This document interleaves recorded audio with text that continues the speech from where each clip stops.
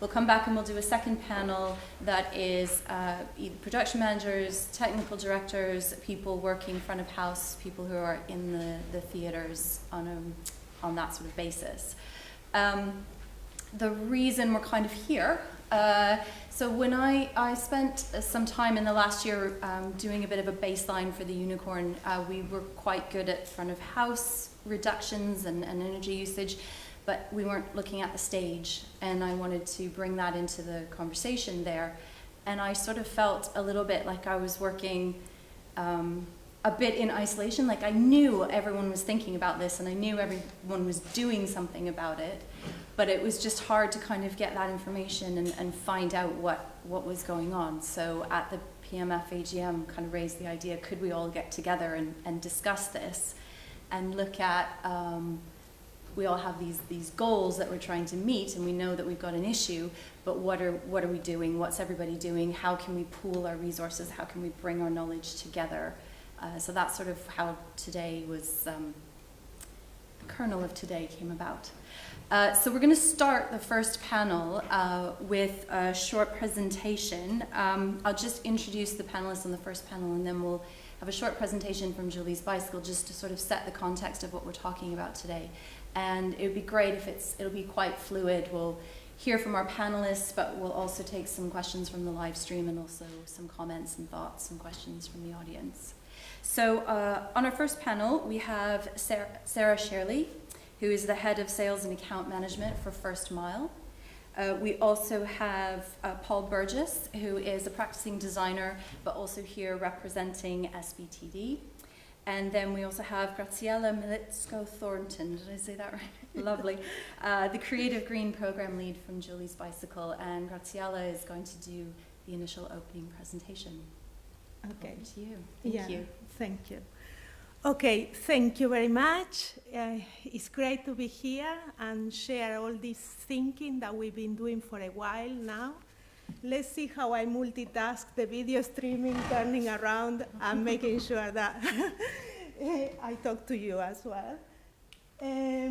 So for the ones that don't know Julie's Bicycle, we are a charity.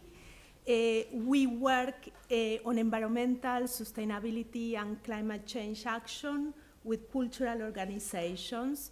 That goes from theaters, galleries, museums, cinemas, artists as well, music companies, musicians, bands. So we are covering really quite a wide spectrum in the cultural area. We've been around for 12 years now. And I really encourage you to look at the website because we do quite a lot. We do many webinars. The last one was on plastics. The next one coming is on touring. There is some about the circular economy, how to develop an environmental management plan and environmental policies. So there's quite a lot of very, very good high quality advice there, and you can download the publications as well. We support organizations in their internal transformation and organizational change as well through consultancy, through training, and different type of interventions. And we also work at policy and research level. At city level, we bring together politicians working in the environmental area, cultural managers, people looking at cultural policies, organizations that want to take the leadership. We bring them together and accelerate change fundamentally. So that's quite a lot of, again, if you look at the website, there's quite a lot of resources. Just setting the context, when we did this slide, we had 12 years, no? That was in 2018, when the scientists warned us through the United Nations system, through the International Convention on Climate Change, that really a step of change is needed. Really urgent action is needed. There is a high level of emissions in the atmosphere, and that's changing the climate, that we are getting closer to tipping point I'm not going to go into the science of climate change today because we really wanted to bring it down to the theaters and bring it down to the production element. But that's just to put the context. A lot of organizations are giving very creative response to this challenge. They are declaring climate emergency. They are looking at emissions in all the different activities. We got also the architects declaring climate emergency and looking at how housing should look like in this scenario of net zero, not just for 2050. People want to have targets for 2030. For instance, in Manchester last week announced that they want to reduce 50% of the emissions in the next 5 to 10 years.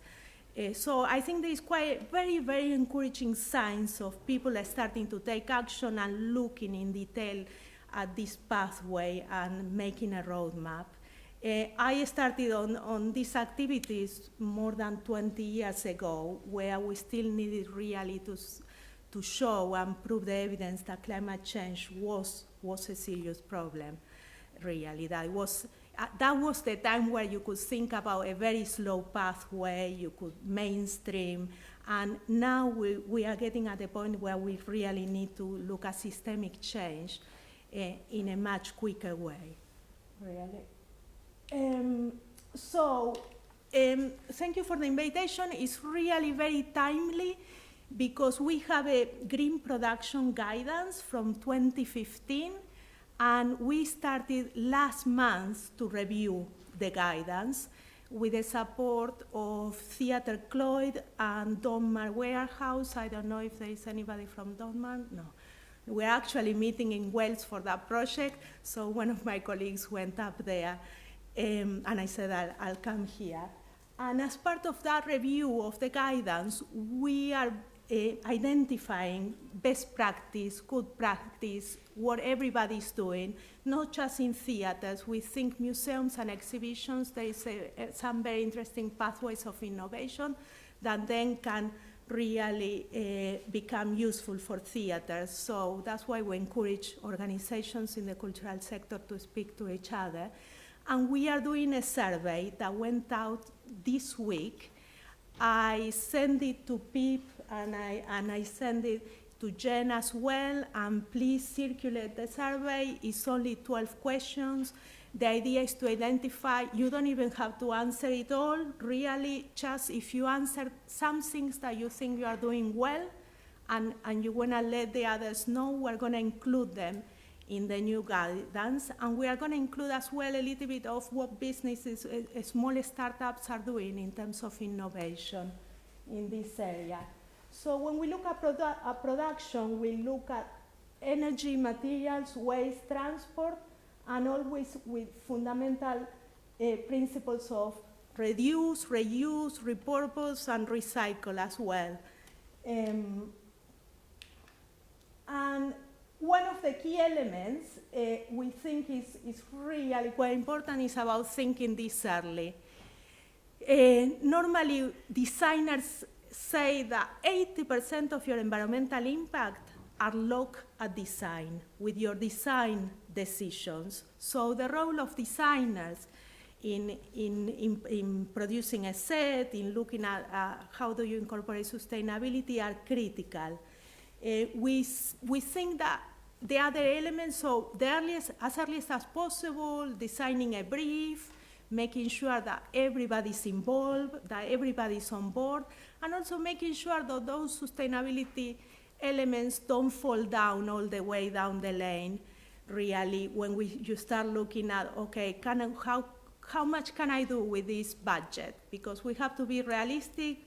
Yeah, we live in a real world, and people are assessing decisions as well in terms of financial elements, performance elements as well, and certain practicalities. I don't want to call it convenience, but certain practicalities. That means we got a timeline, and this is going very fast, and we need to develop all the work.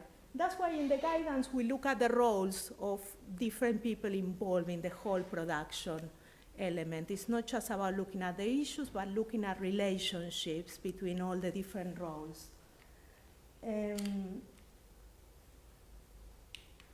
So one of the things I'm looking into updating the guidance is bringing the circular economy principles a bit more, where we look at regeneration from the start. What materials do we use? What's the provenance of all those materials?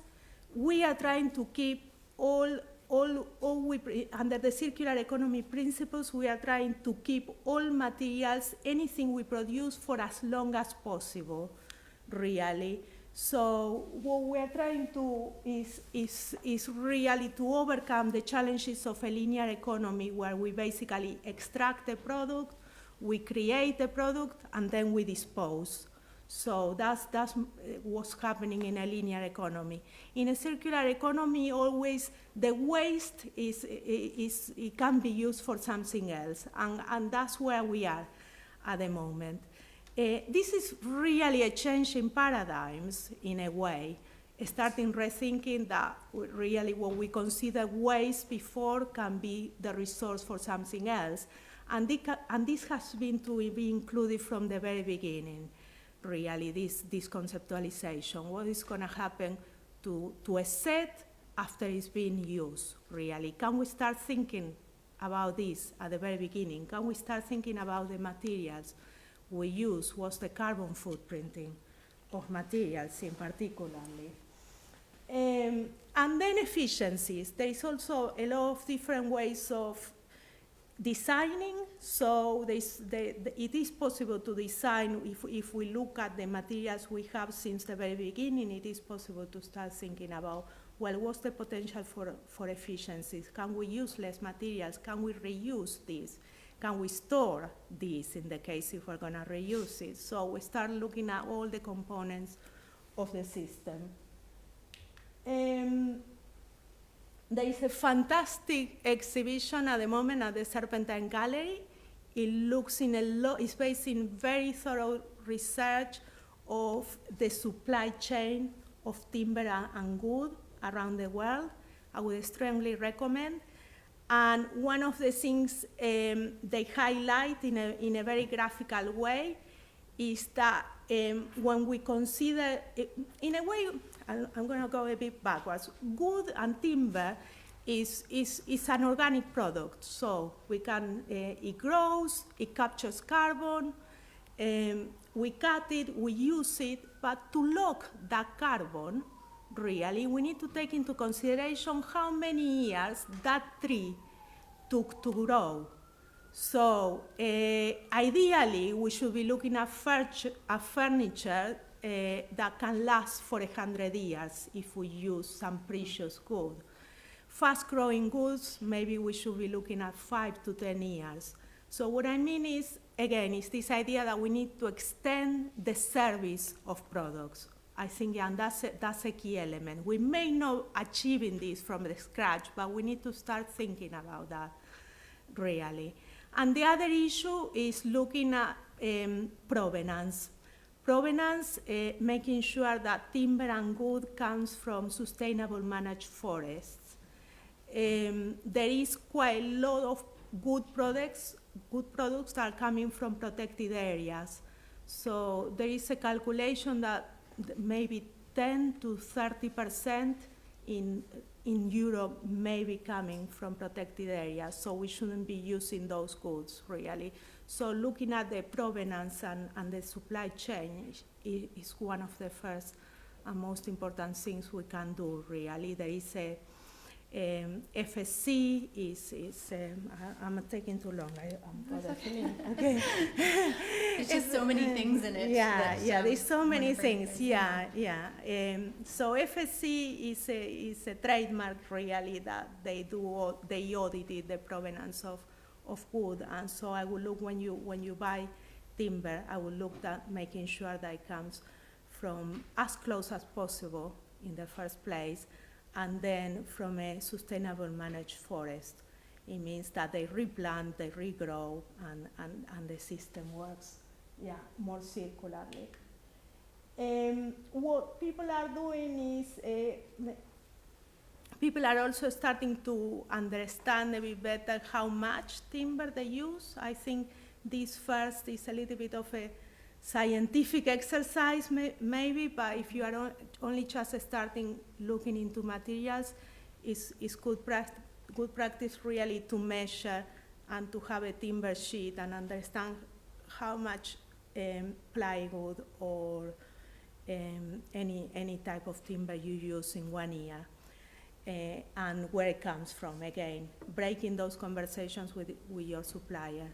The same, I would say, for metals. Really, I'm not gonna even touch all the metals issue because we get into quite a lot of, long element, quite a lot of complex elements of mining and international supply chains, but the same idea applies for metals, really. There are opportunities as well for renting, for new businesses, really. Maybe there is some of the metals that you use, which got a very high value in the market. There is an opportunity actually to rent them, and then they go back to another business that they can be used in another, in events or in another type of activity. In terms of foam is another interesting area as well. Foam is not recyclable. I don't know how much foam do you use. The cinema industry uses quite a lot of foam, or they use fiber optic as well in sets. There is only, as far as I am aware, only one place in China that can recycle foam after treating it as well, because if it's painted, you need to take out all the paint to be able to recycle, but that's not available. It's not a solution really to recycle foam. And I'm gonna touch this just in a few minutes at the end of the presentation about the importance of looking at alternative materials. And in terms of fewer parts and less fasteners make it easier really if you are still at the stage of recycling and you want to send it to recycle. There is some companies that can recycle, and then the more standardized the design is, the much easier for them to reuse them, and they can be reused in other type of activities as well, in events, music, concerts. Maybe you are not able to use that set again in a theater because it's I wonder if we could bring, because we're talking about this circular economy and you're talking about linear and then reusing materials, and we actually have sort of kind of both ends of that working with designers and I wonder if you mind if we bring their voice in now while we're talking about materials and reuse. And I know, Paul, you've done a lot of work and you've had a working group with SBTD talking about designing with different materials or a different aesthetic. Do you want to talk a little bit about what came up in that group?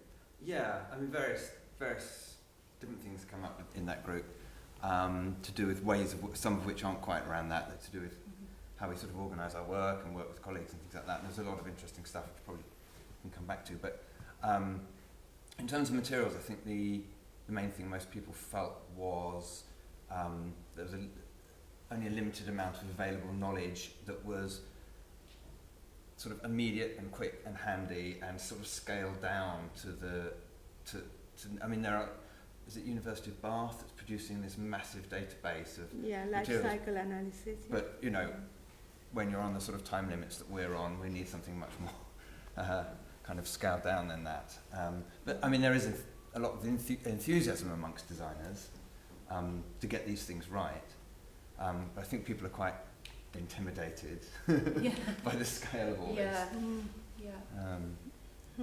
You also mentioned about mirroring that idea of a circular economy with being more circular in our process, so rather than kind of going designer to production manager to workshop, actually that conversation could be tied in between the different parties a little more closely, which I was interested in. Yeah, definitely. I mean, I think, as you said, starting these conversations as early as possible is really important, and including everyone, and making it a choice, a very deliberate choice to right from the beginning that this is going to be part of the production, this is going to be central to the production. So it's not designing the show and then second to that deciding how to, how green can we now make this? But we've got this design, so it's got to look like this at the end, so we can go a bit green on it, but if we go completely green, it's going to compromise the design. Maybe that's the wrong way to look at it. And I think not all designers buy this argument, but a few of us are moving towards, this, what you might call eco-scenography. And my colleague who's here, Andrea, has got example, and she's been working this way for a while, so she can talk, if you want to hear more about that, she can say more about the sort of practice of that. But the idea that you start off your design process with an understanding of the limits of what can be done without harming the environment, and you work within that right from the very beginning. And it's a bit like a lot of green approaches, really, like green economics and so on. Is this idea that you acknowledge that you're living in a world with finite resources, and you work within that. And that might mean a very different approach. It might mean a very different aesthetic. And of course, some designers are going to say, no, I shouldn't be limited by that. I've got a right to design what I want, and then we can work out how to build it. But there also seems a lot of enthusiasm for not taking that approach and thinking, sorry, that was a bit of a ramble, but I think it's a really interesting point that we're at, or that some designers are at. Yeah. And then I think it's interesting too to bring in then what happens at the end, because I think there's this impetus to create this beautiful thing, and then we sort of worry about what's going to happen to it later. And just, I know so many of us are trying to bring that conversation in much earlier in the process. Yeah, and I think it's really interesting because at the moment you think about theatres, and where you go into will report on the recycling rate of a theatre and how green it is, all based on that front of house bit, or maybe the back of house offices included as well. Mm-hmm. But kind of the set part of it becomes this uncontrolled part that doesn't really get reported on. And I think that now people are starting to think more about that, but for a long time that was just kind of kept separate. If we provide environmental reporting for a theatre, that side of it doesn't come into. You think about, an office that's being rebuilt, for example, it's going through a construction process, how much does the construction waste get reported on and where that goes? And this is going to become more and more prevalent in terms of the fact that people are going to have to start adding that into, this is still what's coming out of your theatre or of your workplace, so you're going to have to start being more responsible for it.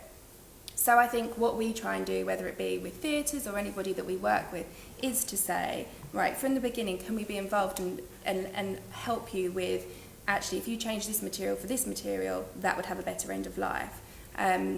If you've got a touring show, when it ends, and that set is able to be taken apart, are you building another set that you would then be able to use some of that material for? Would it link up? And sometimes the complexities of what you put into sets, as you were saying, can make it more difficult to then recycle. So is there a way of simplifying the layers of materials or how we put them together so that they're easier to take apart and then recycle?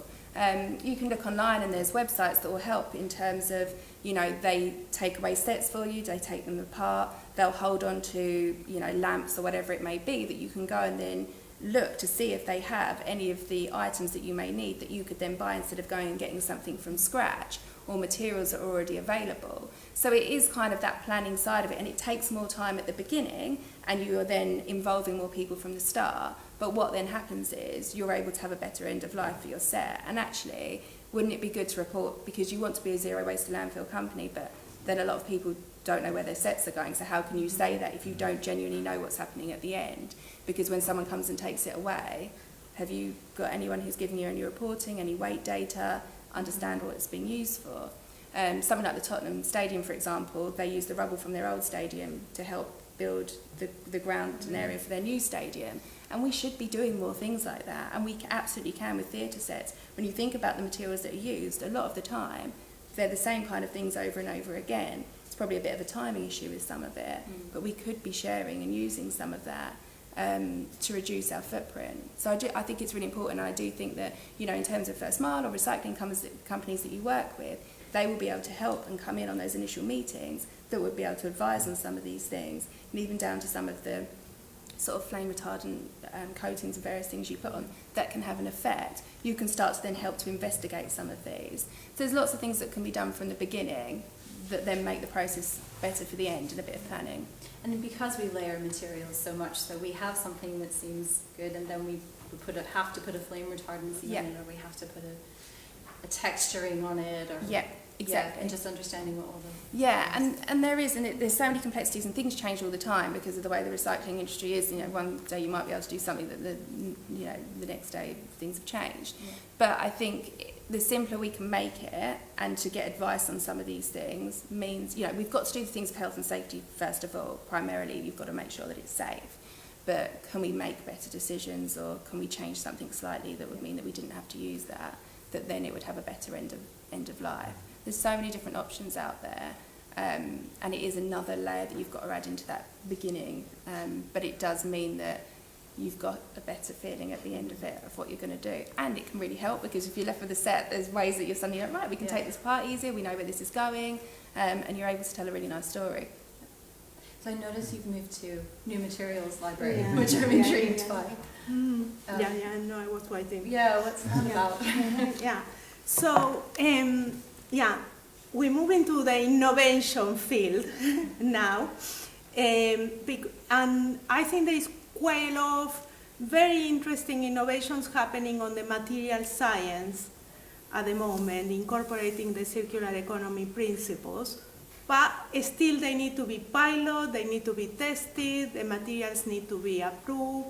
And we are starting to work with this new materials library that is called Material Driven, that is based in London, but it's not the only one. There is a couple of other material libraries around, and they are linking innovators, startups, and new materials to potential users, because this obviously, to be able to replace different materials, there is a demand that is needed. So initially, the construction industry probably are the ones that are going to start, they are already starting to test quite a lot of these different materials. There is quite a lot of innovation in insulation, for instance, but maybe some of those materials can be used in theater and cinema sets, and these are the ideas that we're starting to explore. It's still exploratory. There is quite a lot of use of natural materials as well. And one of them is the use of mycelium, mushrooms, really, to produce materials. And there is another great exhibition at the moment in Somerset House, and this is what I mean about really start looking at artists that are using these materials. Those are bricks. So at the moment there is experimentation on using bricks as construction materials and as insulation materials as well. As someone who hates mushrooms, I'm like, this is brilliant. Use them for that. Stop putting them in my food. As well as, yes, as furniture, and in the exhibit, I didn't take a picture, but there were also some prototypes for shoes as well, so there could be in costumes as well, and different uses. The interesting element is that then, this is the organic circle of the circular economy, is that then you could resend all these materials to the people that produce them, and they can close down the circle as well, growing in a way, growing your own materials. And that's a new type of business model, which is quite interesting. And in terms of mushrooms, it's quite interesting because mushrooms can decompose and reduce the toxicity as well of painting. So I think there is another challenge there to reduce the toxicity of paintings being used.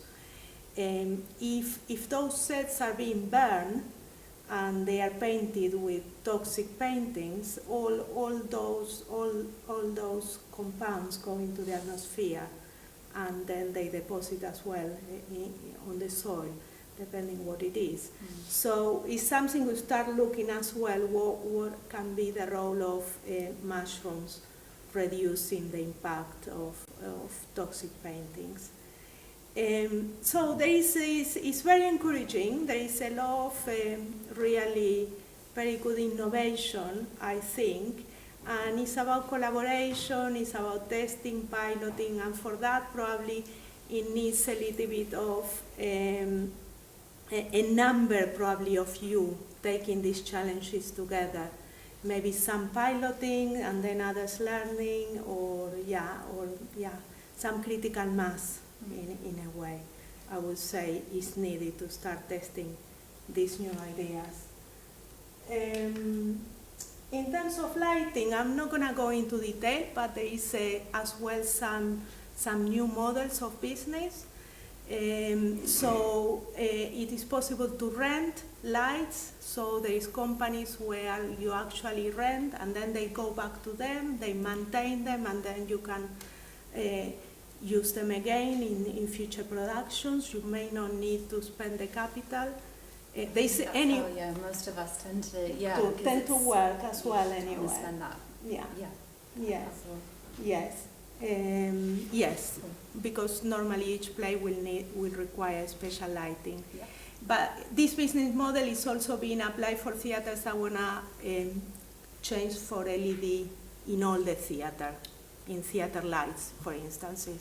If there is not enough capital, some companies actually invest and they keep the savings, because it's very easy to, in 3 or 4 years, you normally pay off when changing for LEDs. I think I think that also brings us around to something that we were talking about when Paul and I were chatting about aesthetics, because yes, the LEDs certainly, in terms of power usage, etc., but the aesthetic is quite different to a tungsten light. And you were speaking a little bit about sort of changing the aesthetic, whether we can continue to try to do the same thing in a different way. Yeah, well, that's the question, isn't it? Really, Yeah. whether we do the same thing in a better way, or whether we need to actually fundamentally change how we're designing and what we think, a good production looks like. What the level of spectacle is that that we expect and things like that. I mean, in a way, we don't. I mean, I think LEDs are an interesting example because the amount they've improved. Obviously, then the lighting designers will insist that there is a big difference still, I think, but they have improved hugely over time. So, I mean, where we might be. I mean, perhaps we won't have to make such distinctions, and there will be. But obviously, we have to move fast, so we can't wait for those technological solutions. But yeah, it is a really interesting. Yes, point. we, as part of the Green Guidance review, we want to do a bit more research on lighting as well, because the lighting companies are very accelerating the research and development programs as well, and it's a very moving area at the moment. I do remember a research that I looked at a while ago where somebody tested the responses of the audience making the same production with LED and making the same production, what would you call it, a more traditional approach, and actually the audience didn't notice the difference. So I think there is also something that is related at the critical eye of the one that is really working in the industry, and then maybe a less prepared eye cannot really notice those differences. So, but I think it's about keeping this exploratory approach about what's coming and when we're talking about testing new it. materials, I'm interested in how, like, for instance, First Mile is looking at what new materials are coming out, and then are you looking into then what we do with them after and how actually recyclable they are? Yeah, so I think that, you know, it's similar to, like I said, it's similar to construction waste in the same way, that you will always look at taking away in terms of what different sets are made of and then what we can do with them afterwards. So a lot of wood, for example, it can be reused and repurposed. Same with, you know, rubber. Metal, it's obviously still got a value to it, and so it's got really good recyclable qualities that can be used over and over again. And like you said, with foam, for example, and various things like that. I mean, we work with so many different people now and constantly looking for new ways of recycling things. So polystyrene's always been something that for a long time, and foam actually, that people kind of went against, and it is a bit of a nightmare, but there are still places that can do something with it. Or rubber, for example, we collect rubber-based products. If you use rubber for any of your sets, or if there's any sort of props, etc., we get them made back into things like children's playgrounds and various things like that, so you can start to then have a nice end-of-life story for these things. So we are constantly looking to, we work with quite a lot of manufacturers, so if we come across a product that it's sort of, you know, it could be something like as simple as like a coffee pod, but if it's made of multi-materials, could they make it from one material that then means it could go into a normal recycling stream? So we start to talk to manufacturers or different people about, you know, the better ways that they could make things from the beginning so that it has a better end of life. So I think it kind of all comes into the process, but I think with sets, they're quite an individual thing, aren't they, in terms of what you need and what you need to build from a theatre. So it is about that design process of how you put all the bits to get together as much as anything, to be able to take it apart at the end and then be able to get those, because you always want to be able to get the best quality recycling possible if you can't reuse it. So you want to be able to do the best things with it. And I mean, you know, you don't want things to go to incineration, but then if they do, you know, we take things to be incinerated, for example, and then that powers houses within London. So at least then that's, again, it's a nice story that comes around in terms of keeping it within at least London or in the UK. So I think there's, you know, it's just that thought process at the beginning and having an understanding. And this is the sort of thing that we can provide, which is this material, you know, it can be reused for this, or this is what will happen to it if it can't be reused. And people understanding that, okay, so if I use this material, this is what can happen to it. If I make a better choice with this, actually this has a better end of life, or this has more chance of being able to be reused or being made into something else. So it's kind of those informed choices and having a breakdown of those. So I think we're going to open up to some questions in a moment. And I'm curious from people in the room, like one thing that we're trialing at the Unicorn that I was actually a little bit nervous about putting in place, but it seems to be received okay, is we've had sort of our creation budgets, and then sort of in the world that the production manager sees, there's a line for disposal. Yeah. And trying to actually bring that into the initial design conversation, so that part of the budget is actually about how are we going to then get rid of this, and that factors into the initial design conversation. Mm-hmm. So I'm interested if anyone else is thinking that way, or has tried something like that, or how are you looking at the end life of the materials in the space? Yeah.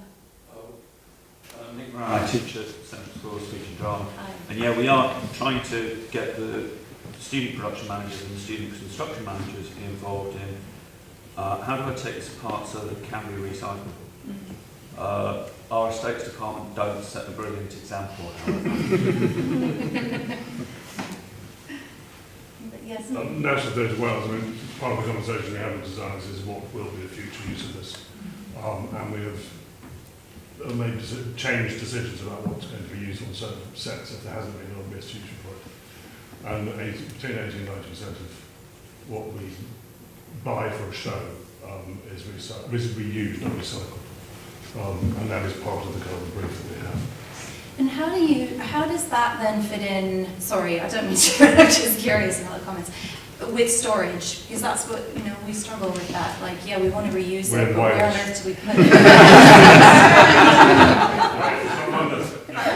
There is an issue there. Yeah. But also, you know, you have an on-life for it. You know, I mean, we made a show with a couple of tons of corrugated iron. You know, we made everybody aware in the local community and the local environment that was going to be available. And so the get out was much easier because there's a lot of people turning up in vans and taking it away. You know, because we also do site-specific and site-located theatre, we are connected in a different way. It's much easier in many ways. It's always part of it. And what's the future like for us? Yeah, I've seen that in other theatres in Wales as well, that they are thinking actually who else could be using this at the end of the process, and how can we actually change a little bit the design as well to make it useful for them. So I think these are the interesting things that link to maybe mission and purpose of culture really, that goes beyond the specific space of a theater, no? A theater in a community using the materials that come from somewhere else in the air, somewhere, it can be in another country as well or somewhere else. So I think these are interesting conversations, ongoing conversations that is quite important to start having, really. And there is different stages. Yes, ideally, there was this, the first time we start looking into this was with the old big, with the young big, not with the old big, sorry, we're working now with the old big. With the young big, and that was 6 or 7 years ago, and they set up from the very beginning of the play, they were gonna do, is that everything was gonna be sourced from somewhere else. It was not gonna be new, really, and it should be reused somehow. Mm-hmm. And then they employ somebody to make part-time, to make sure that was happening. And the conclusion was that they saved money as well, which is quite important, really, at this time in terms of saving production money. So you give employment, you reuse, so minimize waste. So there's quite a lot of different benefits, really. So there's some comments coming in, I think, from the Facebook stream. Yeah, just sort of jumping back to the conversation about lighting.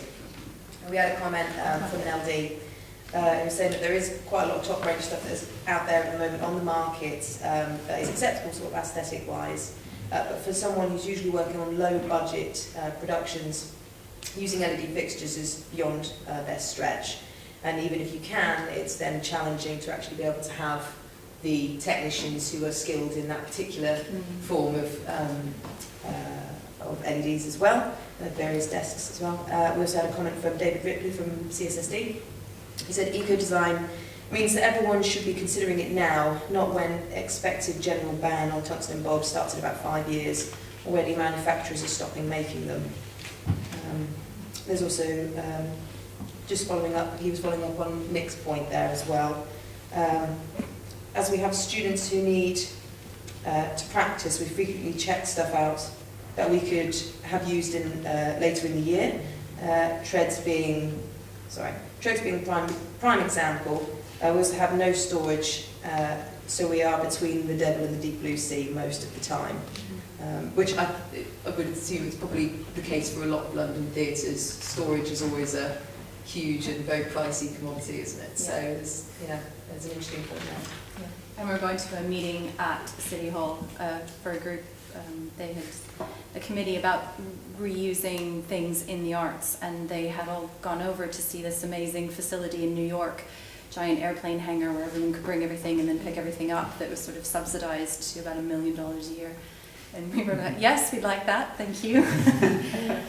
The Royal Opera stores its sets in Wales, so it's thought outside the box, and they have a very complex system whereby everything goes some stage, it goes onto lorries overnight, and they're taken back out to Wales. It takes a lot of planning, but they have managed that whole storage issue by just removing it a couple hundred miles. Yeah, we can store our equipment, to identify our equipment online. Where it is physically stored is another question, and we can manage that in a different way. The opportunity that the online storage is extraordinary. And there is quite a lot of opportunities on the IT sector as well to be able to identify through quite cheap sensors where and create databases of where your sets are, the same for costumes. So I think it's being open to new ideas in terms of maybe have new business models really that can help. Yeah. Questions? It's not so much a question, so I'm from the supplier to the industry, a textile supplier in the main, so I'm sort of fascinated. I've got 100 questions probably every year. There's so many points. There's an issue around terminology that I'm sort of settling in terms of recycling. Is that reusing or actually recycling? We're finding that people are saying this is recyclable, but actually what we really need is just repurpose, reuse or something else. We've got to strike a balance between safety, because obviously everything we supply is FR, so there's obviously a chemical process on one end. If you use NDFR fabrics, or then if you use synthetics, you've obviously got polyester, so you've got kind of issues there. So you sort of issue there. We've got the price factor, because obviously the more technological advanced the fabric is, generally more expensive, and obviously we've already heard budgets have come into the equation when it comes to lighting. That's the same with what we deal with. And it's, there isn't really a question, but I'm sort of, we've seen how 4 or 5 different separate kind of industries come to me recently to say we really want to do something. So the ABTT are getting an exhibition carpet this year. Sure, completely scrapping it because it's probably pitting you waste, isn't it really? So we're using a cotton flooring and see how that goes. BBC and ITV are looking to recycle their display film. They'll use 3 or 4 tonnes a year just for the dancing on ice and these kind of Saturday TV shows. Then we've had a few customers saying they've now been challenged with having nothing on their sets that goes to landfill, which again is obviously been kind of discussed here as well. As a supplier, we're in a strange position because we're always striving to give a better breadth of material and choice to designers in particular. That's why I spend most of my life trying to tell people how much, what a range we've got. But the wider your range, the more, I guess, textured, or the fabrics that work better with lighting, you're then weaving in different threads, you're mixing fibres, you're putting lurex into it. It gets a little bit boring, but if you want something different, it involves generally combining materials, which then makes it harder to do. So there isn't really a point other than from the supplier point of view. Obviously, we're trying to react to the industry and provide choice. And for us to then develop a recyclable or using a recycled material takes investment, and then we've, I guess, commercially, which always has to come in, we're then thinking, right, okay, is there a return? So again, it's not really a question, it's a point, and I'm just fascinated in sort of how your analysis is going, because we're seeing some people wanting to take some real action. Yeah. So. When Pip and I were talking earlier, I was sharing that I listened to a lot of podcasts and things, not just about sustainability in theatre, but in fashion and in lots of different industries. And I heard one person speaking who was saying, and I can't remember their name, I'm sorry, terrible at that, but they were saying you almost have to choose what sustainable or what ethical means to you, because the bottom line is something that is completely ethical in every possible permutation and completely sustainable is just not there. And part of me finds that a little bit depressing, but part of me also finds it a little bit liberating, because it means we can work hard, but it doesn't mean we have to tick every single box. Like, it's about weighing things up, and if a material ticks 8 out of 10 boxes, is that our standard, or what? Where is our standard? And I don't know if anyone else has thoughts on that or wants to chime in on that, but how do we balance the fact that there isn't really a thing out there that is the perfect material? I think the thing sorry, the final thing that a few people have said against back in the ABTT and usually is just something, just do something, Again, it's not, I'm not going to mention where I'm from, but as a business we used how many tons of plastic here, which was really thick plastic to wrap all of our stuff. It was impregnable, but it was unnecessary. So we switched to a fully recycled, non-recyclable plastic, cost neutral. It was something, people didn't notice it, didn't have any damage or any detriment to the product. We've got electric cars and these little things that sort of seem a little bit meaningless, but I think if everyone's waiting for that big gesture, you never actually get anywhere. So I think it's just maybe managing expectations of. I think it is better choices, and where you can make small changes, they all add up, and if we all make small changes, is everyone thinking that they've got to go the whole hog all of the time? It's not, as you said, it's not possible. And I think that people are so ready to preach and give, you know, all the things that you're doing wrong, and actually, you know, plastics get such a hard rap, but what looks after your medicines and all the things that we need, we have to, you know, it's being sensible and using them when we have to. So, you know, advising people, if you can get things made from recycled materials, recycled plastic, then that's ideal, because you're driving, you know, people to buy and produce recycled material. You know, it's things like, with clothing, for example, fast fashion and all of those things, they tend to come in those poly bags that for a long time haven't been able to be recycled. So we do something with those, that we collect them, keep them separate, and then we send them to where we make our waste sacks, and then those poly bags get made into first mile recycling sacks. So you've got a nice story. So the internet, everything all of the time, no, but can we find out what we can do and make those choices where we can? I think that's the key thing. Other comments or questions then? Yeah, I mean, I've been really focused on eco-practices for a very long time, and I took on the title of eco-stenographer about 5 years ago to sort of bring that more into visibility. And I suppose for me, there are two main things. One is that I began to position my practice from the perspective of that the aesthetic outcome wasn't the only measure of success. And secondly, and I think very excitingly, I started to see the creative opportunity in an ecological approach to design.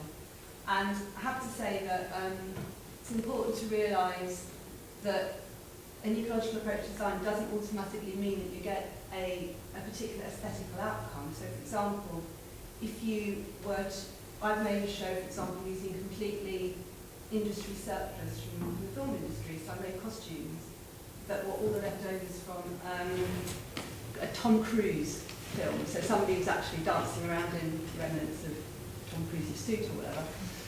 I've done something scenery salvage, where I did a completely closed-loop design, and I used the adventure of going there and looking for stuff as the impetus of the design, and then I returned it to there at the end. And I persuaded the company I work with the preciousness of what I've done, because I turned it into an artwork, and I said, I can't repeat this. So I encouraged them to store it, which they did, and they used it for their second run. And then the thing that I've got in the Staging Places show at the moment is made, I have to say that everything I've done has actually been concept driven, so I haven't felt like I've kind of like come from, oh, this has to be a worthy thing. I've come from what concept and what excited me. So with the one I've got there, that was to create a kind of terrain or environment that could hold something of the ecological collapse story. It was about an expedition. So I went and got all my materials from the Reading Festival, in fact through Julie's Bicycle and Festival of the Public. I went and gathered all the sleeping bags and tents to create my design from. And then that, because of going there and seeing the absolute, I was in shock, because it was like a sea of tents and sleeping bags, and I could not believe it. So that spurred me on to start to talk about it. So I started to talk about what I'd seen there, and that became part of extending my role as a designer. So then I started to, you know, in after show talks or, you know, writing up stuff and whatever, began to share that experience. And I know now there's been a big focus on that and a big drive to change that. So I guess it's looking for these opportunities and seeing them as, yeah, it's a small step we're all making, but actually not feeling like it's a limitation, is what I'm trying to say. It's actually a springboard to something quite exciting. And then you can have all these wonderful conversations with people you might not have had you stayed more in your kind of more your world, say. And then this with the SDG, we're having this, I just put SDP, Society of British Theatre Design. Everyone gets it. Yeah. So then we started to have this, you know, we began these conversations and to really bring out our fears and concerns and to come together as a group to celebrate our diversity as designers and then to work. I don't know what to be stage pledge, but there is a sort of working group coming together to build on something. Yeah, well, I think that is worth flagging up. I think it is worth mentioning, absolutely. Yeah, I mean, there's a few things that we talked about at this meeting around how to encourage good practice and create the sort of psychological side of it. Like, you know, so is it scary to bring up, do you want to be the first one who brings it up in a production meeting? You know, can it be built into the agenda automatically? There's kind of interesting things around that. And one thing that came up is the EcoStage pledge, which you should talk about because you co-founded it, I think. Sorry, we're doing a little two-person act now, aren't we? It's not the plan. But basically, so 5 years ago, Tanya, Beer and myself and Alice Holt, who are all eco-money designers, started to have a conversation about how do we bring sustainable practice more out and into conversation.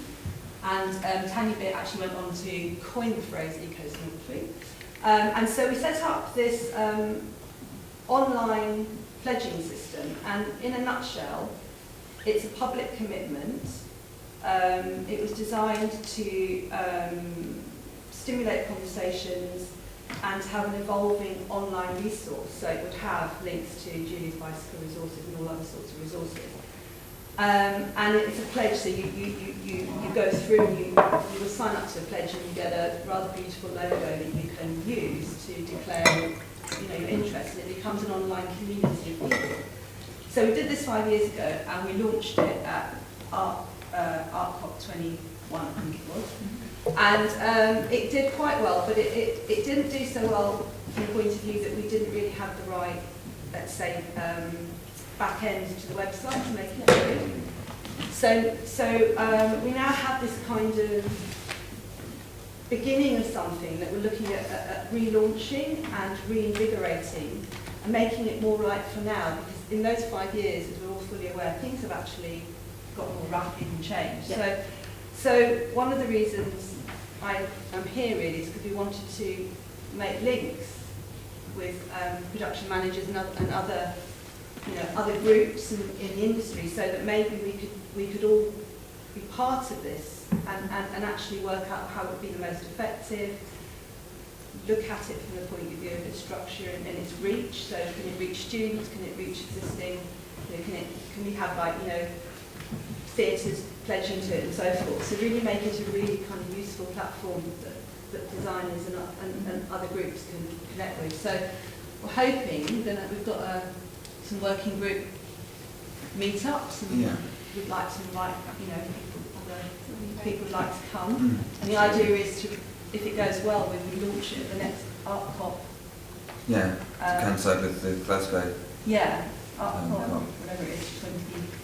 I've got the number. I think that's what we all need to do. This November, isn't Just have this conversation. It's in November 26th. Yeah. So it's just to get that out there, Sorry, I missed the name of the initiative.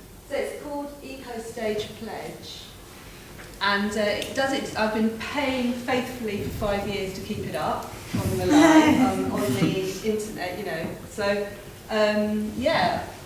very much like to link with colleges and really kind of get it to be a usable thing. So when people see the logo, there is an association They know what with good practice. The important thing is to really underscore that this is like the best.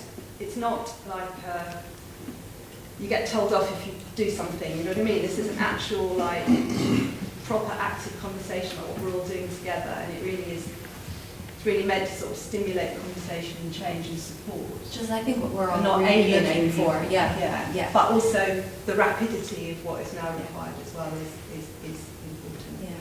Hopefully that might excite I people. think, yes, I think we'll move one more or two more questions, then we're going to have to wrap this panel up so then we can move on.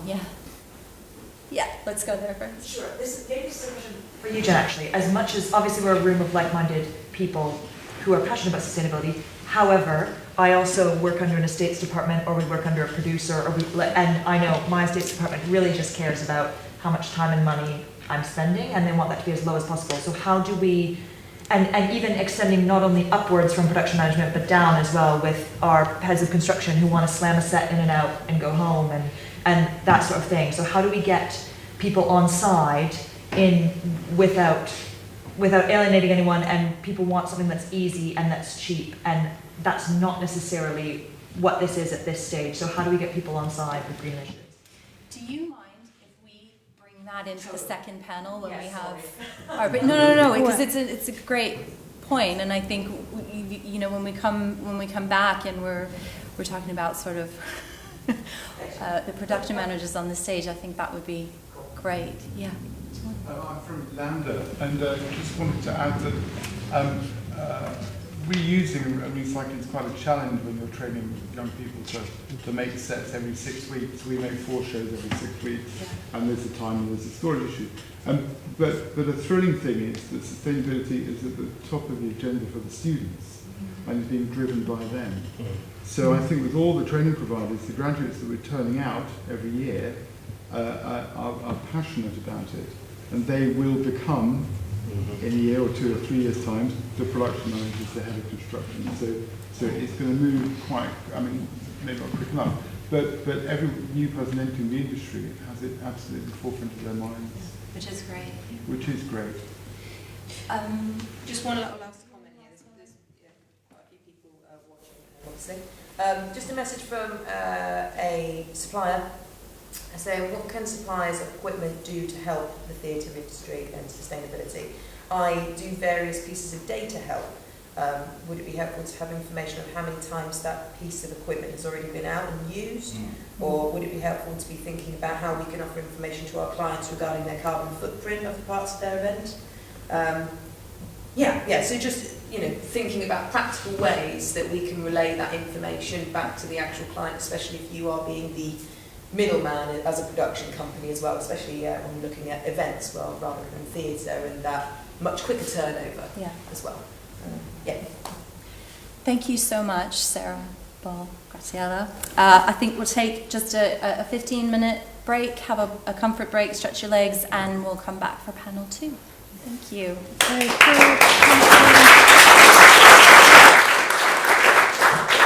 you so much. No worries. Get through all your slides. No worries. That was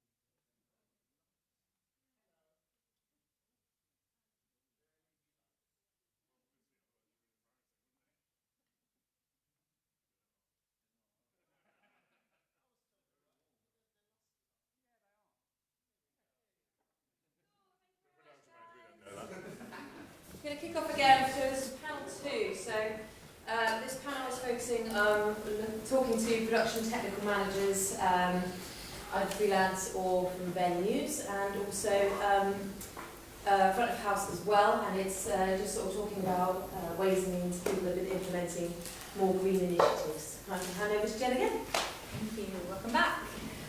So second panel, we have Marius Vonning, Head of Production here at our host venue, Port. Paul Handley, Production and Technical Director at the National. Helen Tully, Front of House Manager and Environmental Champion, which is the title I'm just loving, from Theatre Royal Norwich. And David Evans, who's here representing SIPA, Sustainability in Production Alliance. And National Theatre Wales. And National Theatre. I almost said natural theatre. It's very natural. So I thought maybe we could just kick off this panel by having each of you talk for just a couple of minutes about how you're working at your venue and the things that relate to sustainability in production, and then I'd like to come back to Sarah's comment about working with other stakeholders in our teams. Who would like to kick off? Kick off. Yeah, it'd be great. What? Sorry? The host. The host, yeah. So I guess also why we're having this here this week is because we announced our reaction to the current climate crisis, and that we were going to strive to achieve carbon neutrality as fast as possible. We got all the artists on board, everyone we were going to work with in the season, and the next who we knew, to sign up to, or to agree to be part of this, and they're all excited. And yeah, so it's been very interesting, and we've had lots of the whole theatre. A bit of your questions, like every department in the whole theatre would join together in big town hall meetings. We divided up into working groups on various subjects, and they would go away and do research, and there'd be sharings and things like that. So there's a lot going on. The immediate thing was for us to then immediately start trying to do green, much greener and theatre productions. The challenge of that has been, of course, that we're doing it within the same format, because the season had been announced when we put this in. So it's very hard, but we're learning a lot. So there's lots of things that are probably more ad hoc in discussion. I can come in with experiences we've had. But yeah, so that's our starting point. And one thing I've said as well is, as a production manager, I've, through my entire career, been made to get a shorthand on doing things quickly and for the budget and to look like that thing, you know, as close as possible, and trying to find, at the end result would always be, you know, to try to get it as close to what, well, to get what the designer wants, but to have maybe options that would make it affordable, or changes in texture and things that would make it affordable. So that's what I've been doing most of my career. And now, suddenly, it's trying to then look at how we're going to do this and think about how much carbon will this design do. So the starting point of that, doing that within the old, very immediately, and we knew it before we even started, that how we make theatre has to change. And that's what we're learning very quickly in terms of the first meeting with the designer and a contractor. Would take 3-4 times much long, as it would before, because every single element we're going through and asking how we're going to build it, and is there a different way of building it, and for the designer it's a new experience. The contractor, luckily, when the first show we're doing, but this was very up for it. And yeah, and we learned that we're not going to be able to change everything now, or like, that's it, we've said we're going to do it, so this next show is going to be 100%, you know, sorted. There's lots of things we're learning, and you know, one thing, for instance, is, you know, I believe that the designers need to be employed for a longer period than leading into these shows. The whole timeline needs to change. There needs to be more of a shorthand with the contractors. The way we bring contractors into projects, can't, you know, if you keep having lots of bidding rounds through to white card to find out who's going to do it, and it needs to be like an early commitment. I'm feeling very strongly now with a builder that the designer can work with. Things like that. It's, you know, it's quite obvious stuff, but when you're trying it in reality, it becomes much clearer. Yeah, I think there's lots of examples examples of things that work and don't work, and the aesthetic is a big decision around it, which I think is which everyone is aware of. I mean, you look at me, look at this shameful theatre floor I've got here. Why didn't I spend 5 minutes giving it a lick of black paint? Well, you know, it might sound like a cop-out, but that was a decision we made. It's like, what's the point? We're going to put another show in here. It's going to sit for a week. Are we going to spend some paint? You know. So yeah, it's not very nice to look at, but it doesn't really matter.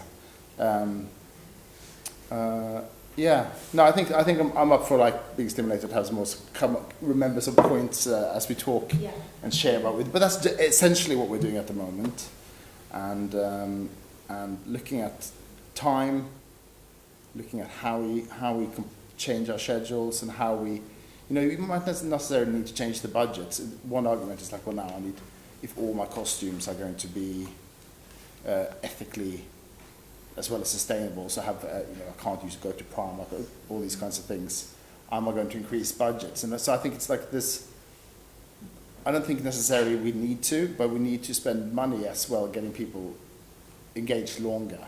And I know everyone's busy. We have this idea of here's the design, figure out how much it's going to cost, and call me and we'll see what we need to change, and then to add into that. And you know, the time we spend together already making shows with designers can be quite brief moments, because everyone's very busy and everyone's doing lots of other shows. So it's giving ourselves longer production periods as well. We're looking at that. So it's informing how we're planning the next season, and we're finding out, you know, by jumping straight in, we're finding out lots of things about that. And I think even like, if you are going to have a chance, like the first show I had to go instinctively on things, you know, like minimizing the amount of steel we need is the way, because we won't be able to accurately put like X amount of kilograms of carbon on this show until we know exactly how we're going to build it, and it's been drawn up and somebody can do all that math. So you have to, starting point has to be quite instinctual, and I think all of us have instincts of what's good and bad, and we can come along with that. Like, so simply asking things like, is everything on this show, can it be reused, recycled, or is it degradable? You know, like one thing I feel strange about is that I wash my yogurt pots at home. I might have told this before, it's a boring anecdote, but you know, you at home you wash your yogurt pots and you put them in recycling, and you're good about all that, and then I might do a show which is a huge pile of polycarbonate sheets and other compound plastic materials that can't be recycled. It's on stage for 3 weeks. People come and see it, they think it's great, but then that's going to be there forever, and I can wash yogurt pots for the rest of my life, and I will never ever produce as much waste as I did in that one show. So those are the sort of things that, you know, inspire us to like really look at. You know, people have been looking at sustainability in theatre for years, and everyone's been trying different things over the years. And for me, and with the whole building, and I said with the whole building being part of it, the environment is there, but the discussion can be quite difficult. I think that's enough for now for me. Yeah.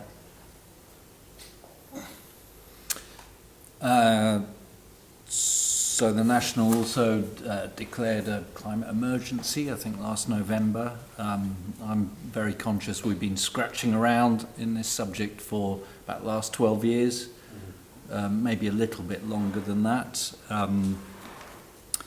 And because, you know, the arts are populated with well-meaning liberal types, we all care, but actually I don't feel that we've really got to grips with perhaps what needs to happen, because we've not wanted to mess with the basic model on with which we make work. And I think we're slowly getting to a point, or hopefully accelerating to a point, where we realise we probably have to turn the whole thing upside down a bit.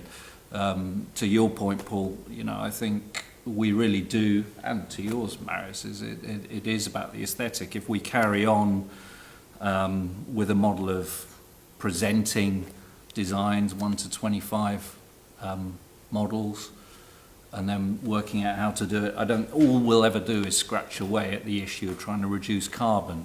we'll get there, and I think our scratching has produced some results. There are some good initiatives. I think we are all more conscientious about the materials we use. But in the end, our sort of fixation on bespoke designs, 3D representations of ideas, leaves us in the end with very limited choices. And inevitably we will always be a wasteful industry if we carry on that way. So I think we have to turn that thing upside down. And I know that there are little pockets of artists having that discussion and understanding the fact that this burden is shared by all of us. I don't think anyone is absolved, and I think for quite a long while we sort of pushed it around, looked at, you know, oh, it's the designer's problem, they're telling us what to do, or it's the production manager's problem because I don't care what you make my set out of, make it out of the greenest thing you can, mushrooms, but it needs to look like that.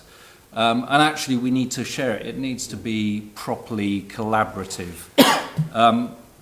I think certainly for the last few years, what we've been trying to do at the National is just make sure we get it into the conversation, make sure that environmental impact is considered as seriously as budget and the resource that's available when it's time. And the other good analogy is health and safety. That kind of didn't hit this industry properly until the 2000s, and there's lots of people still working. The majority of their experience was before the year 2000, and they're still a little bit like, what do you mean I can't climb up that thing without a harness? But we have shifted the industry, and it's taken time, and I think we can do the same with environmental impacts. We send out a memorandum to all acting companies, well, show companies, so designers, directors, everything at the beginning of every rehearsals. We put our concern with environmental impact into designer and director contracts. And we do talk about it. We talk about it at model meetings, and then we assess it in feasibility meetings that we have as a building once designs have come in. Does it take us anywhere hugely productive? Have we rejected anything because of its carbon impact? Not yet. We're starting to measure stuff more accurately this year. It's sort of shameful that it's taken us this long, but it has. We're trying to generate a bespoke carbon calculator that fits into our very idiosyncratic systems at the National and isn't a huge admin burden, because I think that's what's put a lot of people off before with carbon calculators. It's like, I've got enough to do without, you know, measuring all this stuff and tracing it all back. But we think we're very close to a thing that should make that all easily sit alongside what we're doing every day anyway. And I'm going to be bold enough and say that we'll look at that data at the end of this year with a view to carbon capping, having carbon budgets on shows next year, next financial year, 21-22. How we set them will sort of depend on the data we collect this year, and of course it will have to relate to the size of the venue and, you know, the scale of the production that we're intending. Again, it's just about feeding the conversation, trying to get ideas out there. We've had environmental impact as a fixed agenda item on production meetings for a number of years now, and sometimes it produces nothing apart from slightly guilty look and people looking at the floor. Sometimes it's produced some really good ideas, but again, it's just sort of getting it into the everyday language and discussion around the making of shows. We do recycle an awful lot of stuff. We reuse a lot of floors. We obviously reuse a lot of stage engineering that we create, but I don't want to spin that into anything that's remarkable, because I think as an industry we've always done a certain amount of that. And, you know, costume and props, who hasn't reused costume and props since the dawn of time? Anyway, in short, we're up for being more radical, and I'm particularly excited by the conversation that a lot of the senior artists that work with us at the National are having now, where they're really trying to work out what it is they might have to give up in the process. I say give up, but I also think a really important thing is that you start to imagine the future positively, that this isn't just about scaling back and reduction. This is just about steering our immense creativity and ingenuity in a different direction. And out of that, I think we can still achieve spectacle and remarkable pieces of work, just with a different set of values. Yes. Agreed. So my role at Norwich Theatre Royal is front house manager, as we explained, but for the last 10 years I've also been environmental champion. So Norwich Theatre Royal, if you don't know, is a predominantly a receiving theatre. So if your productions are on tour, we might get your productions come to us. And a lot of our work that we've done so far, and over the last 10 years we've worked with Julie's Bicycle, and we're now five-star venue. So and a lot of that work to get up to that star, those 5 stars, has been front of house and in the front of house area. But for the last 18 months, I've been working with New Adventures and Sadler's Wells to try and open up the conversation with touring productions and what happens when they come to us and what impact they have on us, because there's only so much I can do in the venue to take down the impact that we're having on the environment, you know, the recycling bins and the LED lighting and the heating of the auditorium, for instance, which has had a massive effect on our energy use. But now I want to open up the conversation with production companies and them bringing their productions to us. And I heard in the first panel about it really does come down to your design, I think, and what you're bringing to us and what you're putting on our stage. And it needs to start there. It needs to start at that point. For us, I suppose, as a receiving venue, it needs to start at the contract area, and whether we put a green clause into our contract. We've talked about green riders, and just our expectations of your visit to us.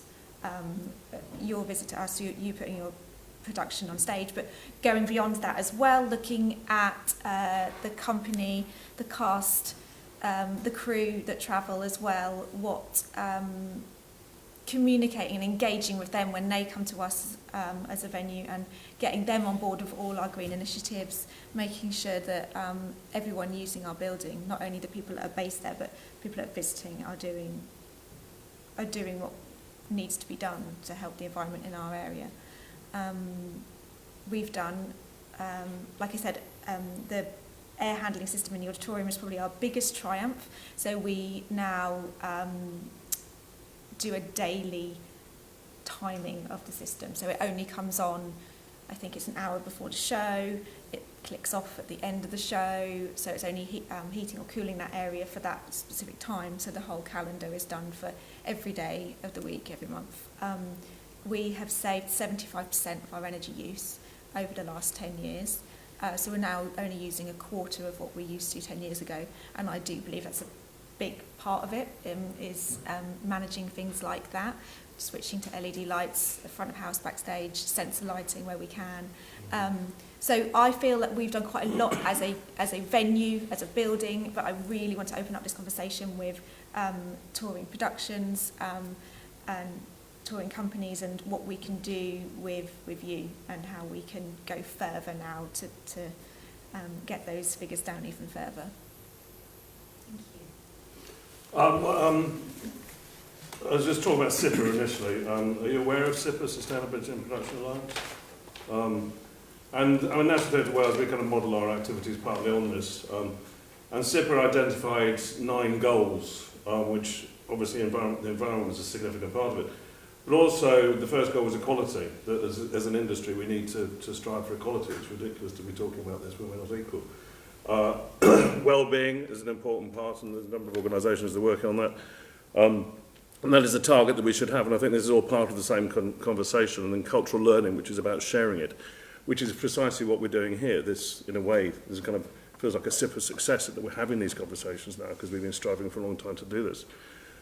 Try and aspire towards zero loss. I mean, it is, you know, these targets came out 5 years ago, and that feels like a sort of a more attainable thing. You know, there's now, you know, people are using electric delivery systems, etc., and that, you know, is aspirational, but it's something we should aim for. And responsible resourcing.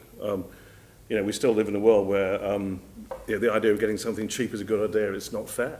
You know, we are in a position to buy things. We should be buying them in the most responsible way. Your reference not using Primark, for example. You know, find the right place to get stuff from, and you spend our money appropriately. In National Theatre Wales, we, you know, because we're state funded, we try and spend the money in Wales first. If we're doing a show in North Wales, we try and spend it in North Wales, and then get wider, and then only keep going further out once it can't be supplied locally, because that's where the money comes from initially.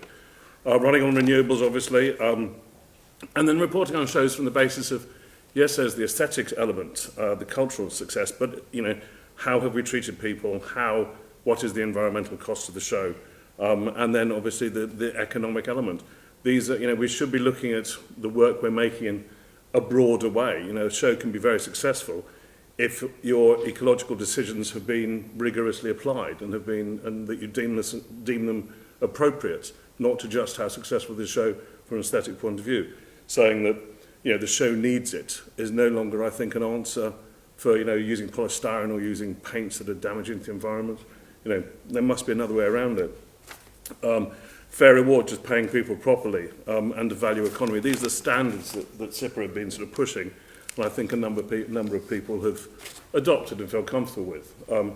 And National Theatre Wales, because we don't have the restriction of working within a building all the time, which I think can make life rather more difficult, means that we have the opportunity to recycle, repurpose stuff much more easily than shows that have the requirements of flying that we don't usually have.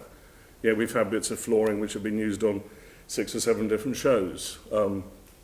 At the show we've got at the moment, the only things which are new are the costumes. Everything else has been repurposed from other shows or is hired. We've kind of come to the terms of the fact that the hire companies are where the industry stores its equipment. You know, they make equipment last for so much longer than if you use it yourself. You know, we don't buy stuff anymore. We just use, you know, we have relationships with various hire companies which are developed over a period of time. It's collaborative. And so we are looking to support the hire industry, which helps us all out.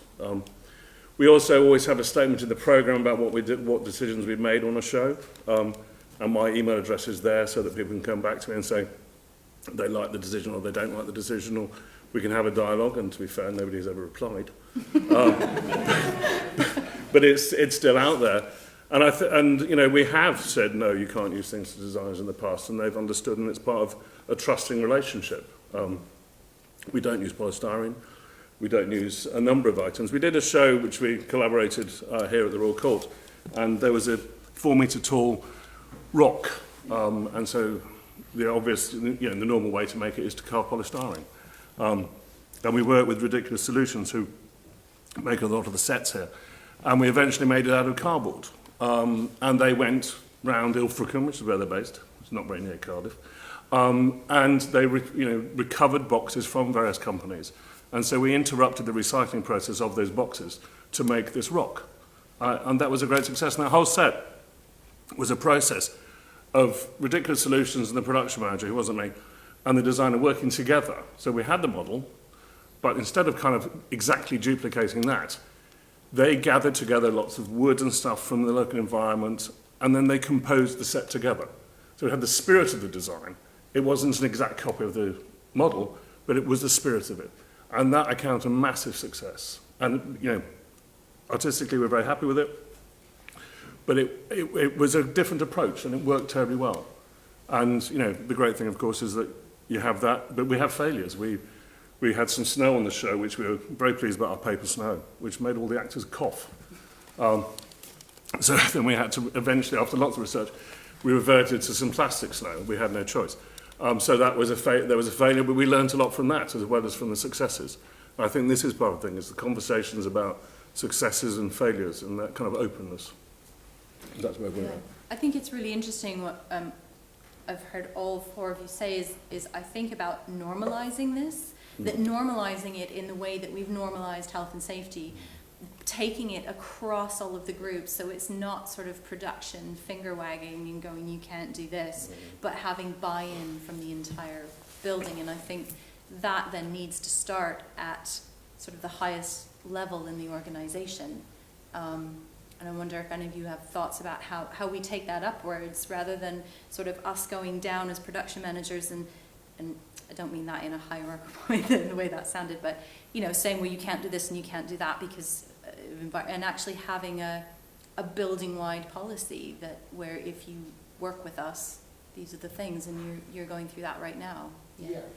I mean, that was part of the sort of, once the decision was made, they call out to all the designers, all the creators, directors, the lighting design, the sound design, everyone was going to be involved in making the show. This is what we're doing.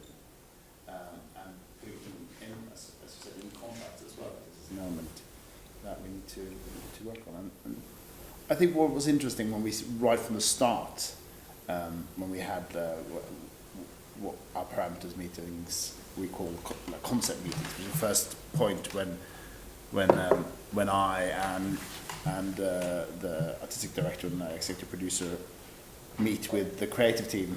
Normally at that point it would be the director and the designer, just to find out what they're thinking about the show.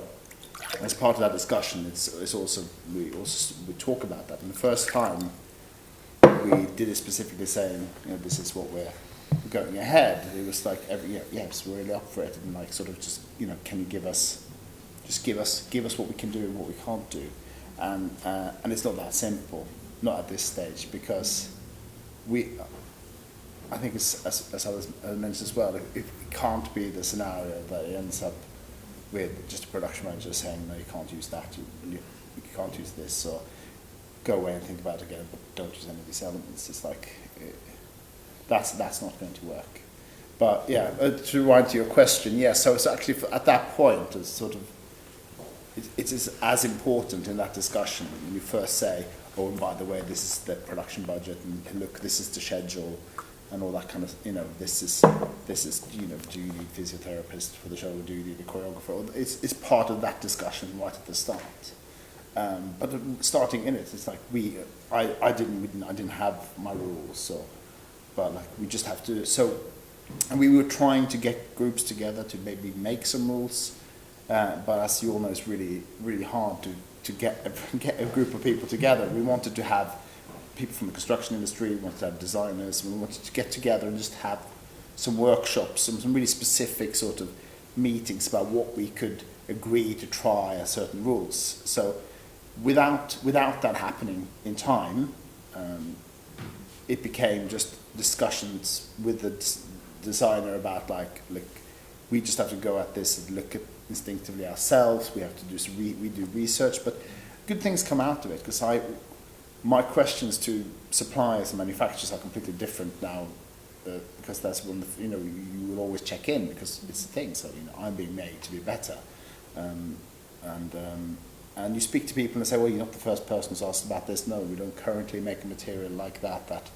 is degradable. Yes, everything we have, nothing can really be recycled.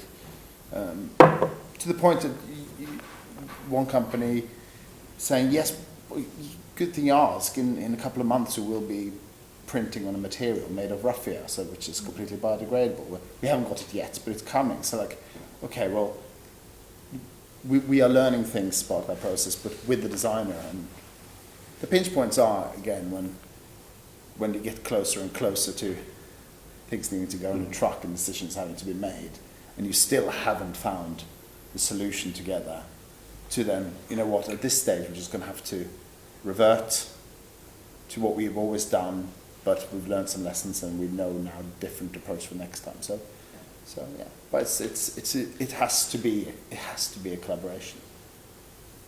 I found when I'm talking about it with people that actually people have been quite positive. You know, there's a positivity when people want to do this, but it's, to your point, it's sort of not knowing how to do it. You know, we know where to go for technical standards. Where do we go to find out what is the best material and how, and I wonder if there's a way that we can start to explore around where is that repository and how do we all work together. I think the ABTT is very interested in starting to help us join it all together. I mean, Julie's Bicycle have done a remarkable job as well over the years. But that is the key. I think there has to be a joint approach, because there's some amazing individual efforts going on, like Eco Pledge, but let's just try and pool all that information and. The ABTT are pulling that information together at the moment. Yeah. SIPA and various other people. Yeah. And if it feels appropriate, the ABTT should be the house, the place to house that, then that could be arranged. And I think there are loads of joint initiatives that we could come up with, you know, something we talked about for several decades. One day we'll do it, but is the big aircraft hangar. Start making things in a more modular way, send them off to... There's somebody talking about it over there. The aircraft hangar. Oh yeah, we've talked about it as well, haven't we? Yeah. But you know, maybe that's a real thing. You know, it's ridiculous how we're all making the same doors and windows endlessly. There was that lot in Australia, I guess, who had that wonderful business card with the scale on it, where they were listing everybody's assets. And so it was a virtual warehouse. And there was a story they had about somebody who was an Australian opera company who wanted to do a show about a Mexican show, and they were going to make it, and then they suddenly found that, of course, there was this opera company in Mexico that had all the things they wanted, and so they just shipped them over rather than making them all. And it was a really good idea, but it was just a bit too early, and so they folded, and I think they're using the technology in the educational system now. Yeah. But I think there's time for that again, because you can store that info. It doesn't kind of matter where the stuff is. It's about as long as you can access it. And the internet gives us that access. You know what it is and what it measures. And people have always put IP as a block to that, intellectual property, but I think we can overcome that. I think the designers are definitely open to that discussion. That's something that you've brought up. Do you want to? Yeah, exactly what we're talking about. Yeah, exactly. I mean, it's another culture. I don't have much to say about it, but beyond that simple thing, you know, statement really that you said, that it is a part of the culture change has to be around IP and a sense of ownership. Yeah. And with those things, particularly if they're relatively generic. Not that any of us would ever admit to designing it. The style. Yeah. Do you have comments or questions from online? Yeah, just one that's come through from Callum. It says, the goal of reducing carbon and environmental impact is a target we can all agree on. Following on from Maris's comments that there is no set of rules, how do we define what is my carbon footprint and what is the carbon footprint of the suppliers? Where is the line to be measured, and how are we measuring it, and where do we set the benchmark? So again, sort of following on from that, how are we, building a set of parameters, a framework that we can start measuring things against? I suppose outside of organisation. It's true, we don't have benchmarks at the moment, do we? Do we, Graciela? I don't think. Production, no. No. I mean, it's quite hard, as we know. All venues are very different sizes, shapes, and differently resourced. But I think, that would be a great thing to work towards. We probably need to be a little quicker than the amount of time that would take, so we can't just wait for those benchmarks before we do anything. But on the other side, I've felt that the inability to achieve benchmarks has held me back and various people I've worked with for telling our story. Why don't we forget that and just tell our stories? Go with the narrative, because we can't get numbers. But just keep telling the stories, tell the stories of the successes and of the failures. And then maybe we'll find a way of benchmarking. But at the moment, I'm feeling like it's a barrier to try and get, because we all say, until you have a standard, you can't work out your successes. Well, actually, we know their successes, so let's just talk about them. Yeah, I agree. I mean, we could spend the next 5 years or 10 years trying to establish those benchmarks and decent metrics. We just need to get on with it, don't we? Yeah, I mean, and then we normalise it. And all art should be zero emission. There's a bold statement, but shouldn't it, really? If we can't sort it out, who else can? Yeah, I think there is a little bit of, I know I feel some trepidation, because when there isn't a standard, there is a tendency to say, well, we've done this thing really well, and then you hear about sort of the 3 things you haven't done well. And I think it's also about sort of accepting that we're on a journey, and we should be able to celebrate our successes without necessarily being wrapped on the knuckles for the things that didn't work. I mean, but no blame culture, you know. Yeah. Just every story is a learning story, Yeah. you know. Yeah. No. Just wondering, Paul, you said we need to move away from a model box and that concrete model box and reproducing that concrete model box. We've heard one story about how collaboration between a production manager and a set designer can work to make something that keeps the essence of the design and is more sustainable. Have you got other ideas about how that works, bearing in mind that it must have taken both of them a lot longer than it would have normally taken them to do it, and were Theatre Wales known? I mean, it was set in a rundown house. So, I mean, it was an environment which was begging for recycling. No, I mean, I think it was, I mean, that was a 3-way. There was the set construction company, Ricky, and the designer and the production manager, and it was a collaboration there. And no, it was about trust. It was de-hierarchicalized. But Nick, I think there is a very big point there, which Marius has alluded to as well, is the time frame that we operate in within our economy. It's, you know, frankly, most people to make a living have to do freelancers, you know, however many shows a year, how many jobs, same with freelance production managers.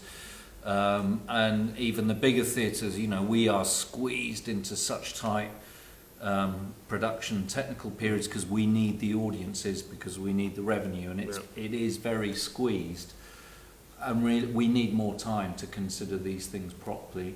I mean,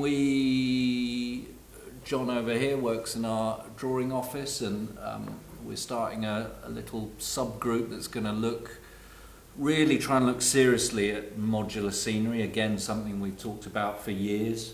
But is there a kit of parts that could be, you know, a real base of any design? I don't know. We've talked about it. We've never quite got there, but we're going to give it one more go, aren't we, John? We worked on a show, and the idea, the brief of the designer and the production manager was that this is a show that can tour internationally and literally can go with the 2 actors and 1 stage manager in a couple of cases. So it was built around, you know, chairs that you can find locally, roster that you can find locally. You know, most theatres have access to rostra. We've all got masking, we've all got front of house lighting. You know, actually start thinking about what's there first and use that as your system. So, you know, we've all got trucks. Well, we, you know, often have trucks storing huge amounts of rostra. Is that really necessary? Can we find it? Can we find them locally? And to take a different approach. I mean, at one point there was a whole thing in design training to fight the use of the 8x4 because it was, you know. But actually, can we reverse that and go back to the use of the 8x4, and then you're not actually transporting so much around the place, you know, and find different ways. And, you know, unfortunately the show didn't work, but, you know, certainly we could have sent people out with just 3 hand luggage. Helen, as a receiving venue, like, how would that conversation work around, you know, could you source things locally for an incoming production? How, is that something you talk about at all? I don't know. It depended it depends what they need. I know we've done it before with florists when they've needed flowers for a production. We've got obviously local florists to provide it, but I'm not sure. Yeah, I mean, the question's never been asked. So yes, we would love to get involved in that if it's something that we can do. But what I'm hearing here is a lot to do with time and money, and I feel like an example for us is that Norwich Richard Royal, 10 years ago when I started doing this, made a commitment, and I think if you can afford to make that commitment, they paid me above my normal role as front of house manager to do 1 day a week purely on environmental work. So 10 years ago, we're not Arts Council funded. We didn't need to do this. We didn't need it to get our funding. We decided to make that commitment, and we decided to get Julie's Bicycle certification for the work we were doing, and they committed their time and their money in me to work 1 day a week on this, and I've learned so much over the last 10 years. I know more about bins and waste, and I never thought I would as a front house manager. I've been to a waste site, so I've seen how they separate. I've looked at so many different recycling bins, it's untrue. So if you've got the time, if you've got the money to commit a person within your production teams to be looking at this at least one day a week, then I think that a lot of those time issues that you're talking about will resolve themselves. Just an idea. An example of how it's worked for us, and it has taken time. We didn't start at 5 stars. It's taken us time to build up to where we are today, and I hope that it's not as long as 10 years for you guys to get there. But I think you're going to have to accept that it will take time. Question from the room. I think the other thing to touch on in a few places is that discussion with the wider world with suppliers and manufacturers. And again, something I'm saying, people are now printing on more sustainable materials. I think there was a thing a month or so ago that Lamarck are working on a more environmentally friendly gaffer tape and this sort of thing. So clearly, like, as we have those discussions within design teams and we try and engage suppliers and manufacturers, that pressure seems to be working. That if you're the 5th, 6th person to ask that thing, that economic pressure on them to improve, and then maybe then in terms of standards and finding out things we know, this type of timber isn't FSC approved and is from Britain or has come from somewhere else, and we can get that knowledge and put that pressure onto people. I know there's only very other stories where you've got that positive feedback from people, where designers or suppliers have listened. I have, from a front house point of view, it's not going to help you guys, but for instance, I completely agree with you. You need to keep asking the questions. Make it part of your dialogue with suppliers. Just make it one of the first questions you ask, because our ice cream suppliers, we've worked with them for years, and they were plastic tubs, for instance, and now we've got paper tubs. They no longer have a plastic spoon even, they've gone now to wooden spoons. So we've gone from the waste stream of that plastic tub to now recyclable paper tubs. And through asking the questions constantly and then wanting to change for our benefit, to keep our custom, that's what they're going to want to do, and they're going to have to do in the future. So keep asking the question. Yeah, we should always be asking for environmental policies from all our suppliers. And actually, I mean, there are some of the bigger set builders, if they've got involved with any of the big, the games at the Olympics or whatever, they had to fulfil a huge amount of environmental criteria to be eligible. So they're well aware that it's a thing.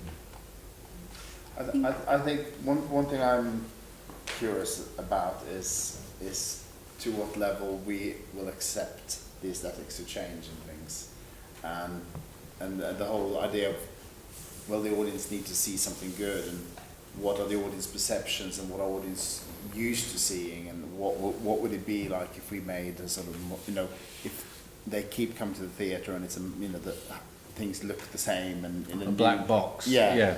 They'll get tired of it. For lots of years, the black box. But I think it's communication. That comes down to communication, because I think a lot of our audiences are part of this change and want to see this change. And I think as long as we're communicating in programmes, front of house, in signage, in the marketing material that you use for the productions, if you're communicating this message, I think it's going to sell it even more, to be honest. Sorry to cut you off. Just something that we wanted to throw in there as well, because actually one of the reasons that we brought this forum together is from our AGM. There was a big discussion about merchandise. A lot of regional theatres obviously still have a panto every year. Merchandise is a massive part of that, and a lot of that remit does. Normally the environmental thing falls under production technical managers' responsibilities, but obviously it crosses over massively with front of house. And how a lot of different theatres are trying to come up with new, interesting initiatives to combat, shipping everything in from China and all the plastic and all the rest of it. I just wondered if you had any experience of that or anything that you could share. Absolutely. So my the green team are currently in an argument with, I suppose, financial, commercial side of the organisation. We're both fighting, and I'm really stuck in the middle, because I have budgets to hit front of house. I have to sell this merchandise. I have to buy in this merchandise. So I'm really stuck in the middle of these two opposing sides, and I see it from both sides. I see that as a charity, as a venue that relies on our income from customers, that we need this money. But I also see that obviously it's plastic tapped from China, which is just hideous. So what we've done over the last 5-6 years is try to bring in other products. So plush is a massive item that's really popular. So teddies, soft toys, puppets, hand puppets, finger puppets, things that children can keep and use and love again and again and again. And that's probably been our biggest shift, is going over to communicating with because the pantomime is actually the one production that we do produce in-house every year.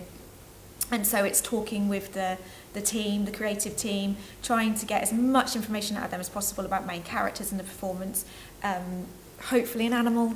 We've got Dick Whittington this year, so brilliant. A cat, I've already been told, it's going to be black and white, and it's a normal cat. Fabulous. No, we've had Jack and the Beanstalk with an elephant instead of a cow before, so I have to ask these questions. You never know what's going to happen. 2 years ago we had Aladdin, and they had a panda in it, Kung Fu Panda, like you do in Aladdin. But we sold thousands of these panda toys with big eyes. They were so popular, and that was such a relief to see that go over the plastic. So there is a way around lots of things if you try and find. It might not make us as much money. It didn't make us as much money as the 50p plastic thing you get in and sell for £6. But it's about shifting people's perspective. It's about shifting their ideas of what you're doing. Again, audience, communicating with the audience that no, we don't want to sell this plastic tap. We want to sell something a bit more sustainable. And I strongly feel that you bring that into your marketing of your production, people are going to stand up and listen and want to go to that production. I know that I would, and I don't think just because I'm interested in the environment that's the only pull. But it's another good thing. People want to see good things, don't they? And if they know that it's a sustainable production, I think that's going to be a selling point. I think too, like coming back to the supplier thing, I think the more people that we put it out there to, that you get a response. And yes, I think there's absolutely a consumer pressure point with suppliers, but there's also times where just even putting it out there that you're trying to be greener, you get an offer of something. We had a little story. My friend worked at PRG, and I was telling him what we were trying to do, be more sustainable, not have as much waste, and they were about to throw out thousands of Velcro cable ties because they weren't using them. So he brought them down in his car when he came to visit, and so we don't have LX tape on any of our bars anymore. We only have, now, I'm not going to lie, the first get out, my Prod LX and crew were like, what? But they're on board with it now, they get it. And that wouldn't have happened if I hadn't just been talking about the fact that we were trying to do this. Question or comment? Not really a question, more of I work for an events company called Set Creative. It happened about early last year, a group of event companies got together and started discussing this kind of point. And they're trying to create an industry standard in events, where what do companies work towards in terms of being sustainable and our impact on the environment, because the events industry is pretty bad for it. So what we then started doing as a company is we created a sustainability handbook that we distributed amongst us as internally, but then to any freelancers who worked with us. So it broke it down to every single department, from lighting, sound, technical build, to food and beverage, to language, things like that. So anyone coming on board to work with us could look at that area. And it wasn't things that you had to do, but it was things to consider. And that was the thing we found the hardest and the most interesting thing, was we cannot change what we're trying to do, full stop. We need to consider and make that change slowly over time, because this won't happen overnight. It will happen over 5, 10 years, 15 years, 20 years. So what we started looking at was, what can we start considering? What can we start giving as an alternative option? Not saying you can't use that because that does this. But going, you could use that material, but there's also this material that could work just as well, and actually comes from this source, and actually has a life after this. If you want to consider that, this costs this much. And we started looking at things like that. So we created this sustainability handbook that we can share amongst people. But then we also started, and this is where it gets big, and I feel sorry because he talked about intellectual property. Now we should share all this information.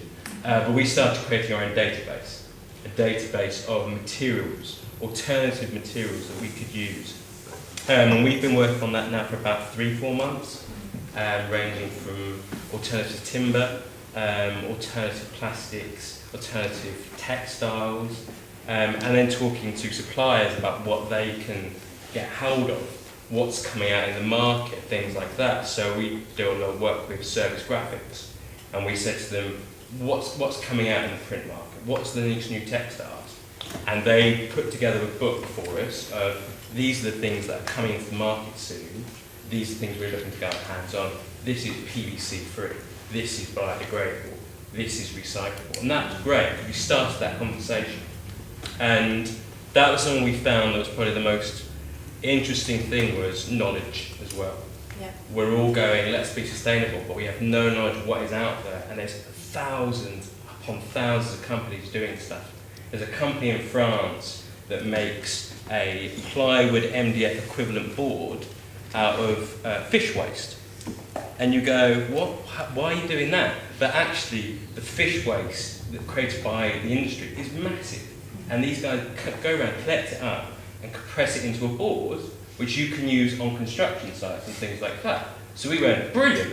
Well, we've got a job in France coming up. Let's do all the walling and paneling out of fish boards. So we're now in conversation with them about what can we do. It's great. And I think that's where it's, what do we use and what an alternative is. And we've started creating a database like that, which hopefully we'll share one day. We'd like to share.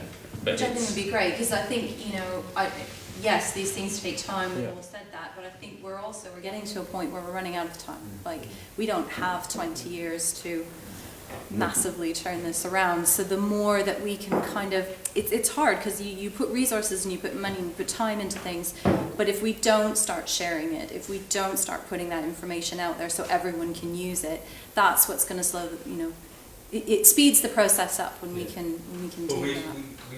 It's little wins. Yeah. Because we're trying to create something that is recycled, that can fit the practical purpose, the fire rating, the aesthetic, can you print it, can you do all these things with it, can you paint it? And then also, can it then have a life after that? Yeah. Trying to get 2 of those 3, that's really hard. It's really hard, yeah. Because the products just don't exist right now, and they're coming out, but slowly. Because we need to be ahead of the game, but it's going to take time.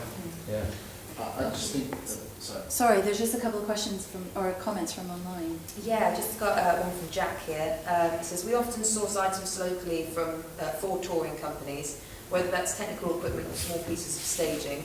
In Manchester, the arts organisations support each other and often lend things to one another, and he's put a little link on there, so specifically called manchesterclimate.com.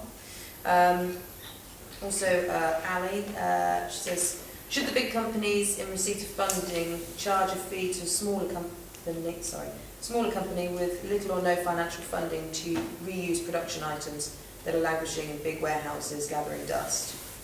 So a couple of comments there. I think we're coming close to end of time on this one. We are. But the final comment, I guess we're not getting to it with the wrong people in the room to find it out, but we're sort of trying to tell stories for people to come and see, and a lot of this discussions sometimes comes down to spreadsheets and carbon and like what a thing is made out of. But I guess there's also the opportunity for artists to think about what do you need to tell the story much simpler, even though you are in a well-resourced big building where you're used to getting a big chunk of money to build a set. Like, why do you need so much? I don't know. One of the best shows I've done recently, we dropped it on something else. I finished teching and had pressed that, and we just did it the next day, started teching that, and it just sat on top of another show. And it was absolutely amazing, and it was a fantastic show. Even after seeing all the previews, I came and saw it again. Well, how what do you think of that? Got to keep going back and seeing the sunshine. Fanboy. But it was one woman sitting on a chair. That's the extreme. We all do do one woman show and stuff. But I don't know. I just think there's a discussion. There's got to be a discussion somewhere about what do you need? Do we need? Yeah, instead of just about how much does the thing weigh or carbon it produces, it's like, is that discussion, I think. I asked our marketing department the other day about whether they thought, did we have any data that tells us whether our audiences are paying their ticket price for the scenery? Or the lighting. I mean, controversially, so I'm not crediting anyone with giving this answer, but they said no. Now, equally, I know lots of people, quite senior people in the industry, that have said to me, don't sacrifice the production values whatever you do, because that's the, USP of the National Theatre. But I think it's a really interesting discussion. I know I'm not. It's weird given what I've done all my working life, but if the story isn't good and the actors don't make me believe them, and for whatever reason, then I'm not really interested in the rest of it. I don't know. What do we think? I worry this all comes down on the designers, though, and that's just not fair. But there is still design, obviously. Even someone sat on a chair in a black box has been designed. To engage designers that are kind of breaking through, if they get an opportunity at what they consider to be a larger scale theatre, whether that be coming to the Court or the National, whatever, if you give them that opportunity to come to a new place and show what they're about, they're not really going to be interested in doing like a black box chair, are they? You're absolutely right. They absolutely want to sell their craft and kind of break the barrier. Well, at the National, we really celebrate the craft. Yeah. We have huge workshops, and we're very proud of the craft, and we don't want those skills to die. So we celebrate them. In fact, we put glass windows around them so the public can see that bit of it, because it's integral to what we do. I had a couple of things I just wanted to talk about. We're currently in discussion with National Resources Wales about possibly acquiring some land to start planting trees on it. And I kind of had this vision of like a sort of Swan Lake Glade at the National Theatre Wales 2021, arbour. And actually, I mean, yes, it's not offsetting is a very dubious thing, and it only has any value if it's an ancient woodland. But it is something that we're thinking about and talking. And I don't know if there's a kind of an interest in participating in something like that. Could you produce the timber to build our scenery with? In 100 years.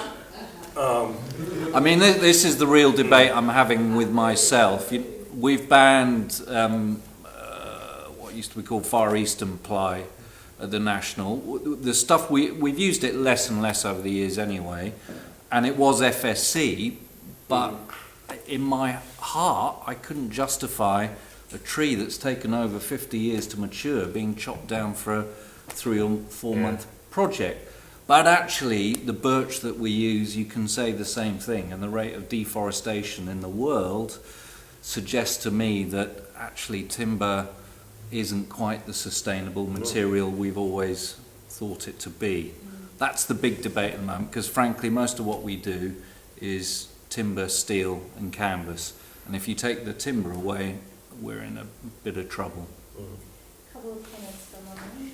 Not online, I just wanted to throw a bit here from PMF's side that it sounds obviously like people have got different initiatives and different ideas and different practical steps that they're taking, but that there isn't really a hub for where that information is gathered and where people can share those ideas. Obviously, that's our whole USP, is that we want to share knowledge and ideas, and we have been developing an information page on our website. It's mainly there for signposting to other organisations that are focusing on that work, for example, Julie's Bicycle. But if anybody is developing useful tools to monitor and to measure or to share, feel free to send that to us for us to put it onto the website, so at least we're starting to make one solid central point for everyone to refer to when they kind of ask those questions of their organisations or their projects. So yeah, feel free to message us anytime. Seems like a lovely place to wrap up. Also, just to put out there that there is also a PMF survey out at the moment. And one other thing, sorry. The Fringe Theatre in Lagos in Nigeria have asked that if anybody has equipment that they no longer are interested in, and we can arrange a central hub, they would be delighted to take it off our hands, which kind of circularising these things a little bit more. So if anyone wants to talk about that. Thank you to all of our panelists, and also thank you all for being here, and really hope that this conversation keeps going, whether it's through PMF or through ABTT or just through all of us coming to see each other's shows and asking questions. So thank you very much.